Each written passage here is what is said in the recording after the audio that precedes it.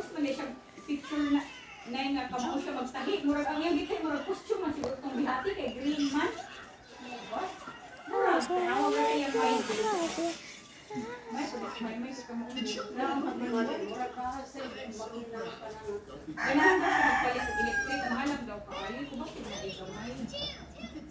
Murag sa may gamay na ko ang Hindi.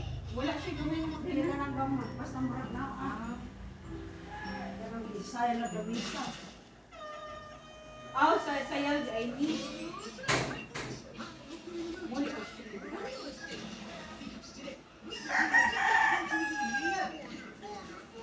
Para na sa skirt.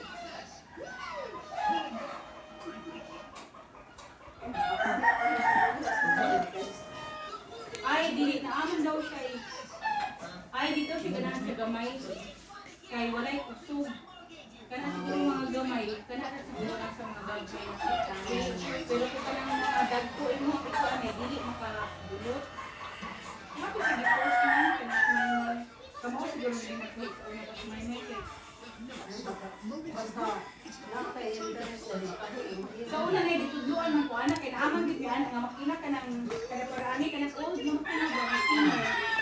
Ay grade 6 pa na may dressmaking anang subject ay mo ka maugid mo mo magpatahi ra mo sa akong auntie ang ako ato ang sulugan siyo ano. Pero nindot kayo sa makakon. Gibaligya man ko amo agud. Pero na yung mga kakon si may mag-sinina din bihati ko siya. Pero pinaparbay mo na ako. O makina mo man duwal, kasi yung sawaan. O, sikat-sikat. Kamao galit man na. Hindi ko kuhaan, ako na sa electric, mahal mo daw electric. Pero kung hindi ka kuhaan, di na lisod maghimukod. Di lang daw siya kabalo mo tabas. Murag kuan ni, murag mo na ni suto ni bihati ini kakuan. Esther siguro. Tinkerbell man daw. Ang grade 2 pa ko dyan. Tapos mama na, abot pa ng